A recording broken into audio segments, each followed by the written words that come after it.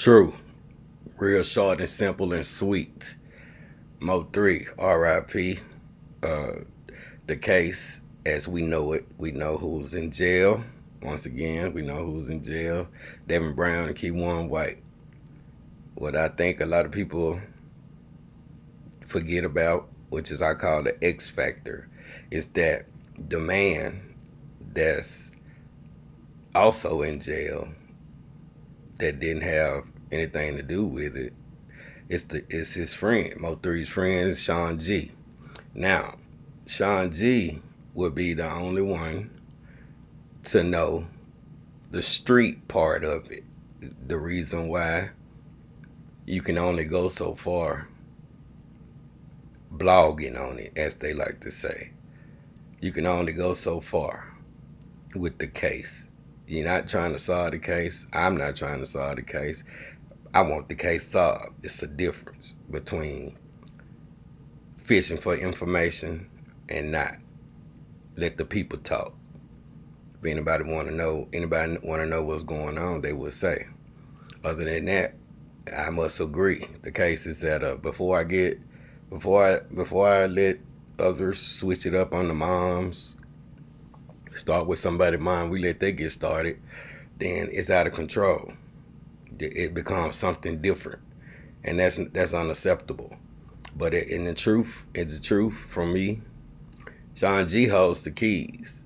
Shawn G knows he holds the keys, and that's pretty much all I'm gonna say. So I want y'all to consider him to be the X factor, because when he's released on that level of the streets, then the streets know what that means.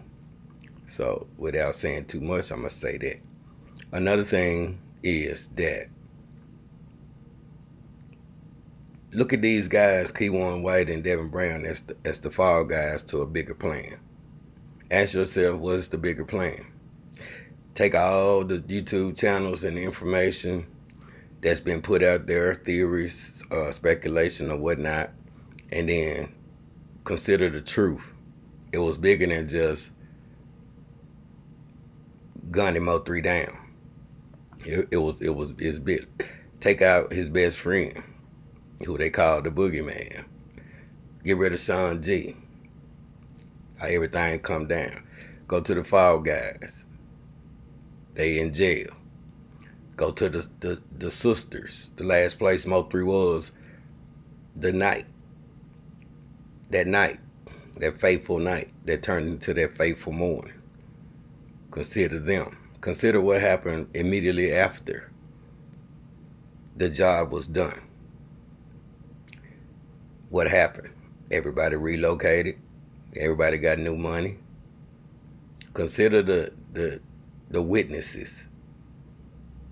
We know Josie gave a statement, but do you actually think she's the only one?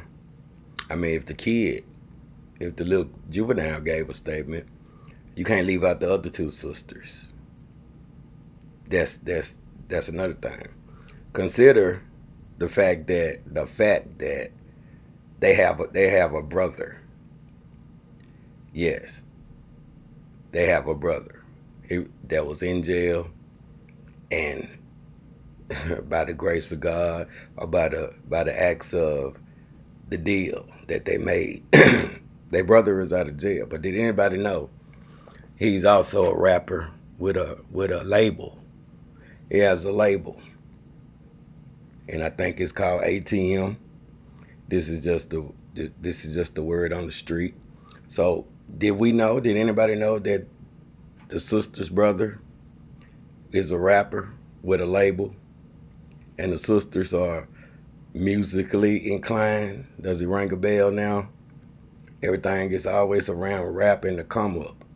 But why do the public don't know that their brother has an actual label? Yeah. Why they don't know that? Why was that not mentioned? And this is just an intro to another video I'm about to do. And I just wanted to leave it there, because mamas not caring about their children dead. I mean, it's wrong, and when it starts switching to the moms, we can't do that.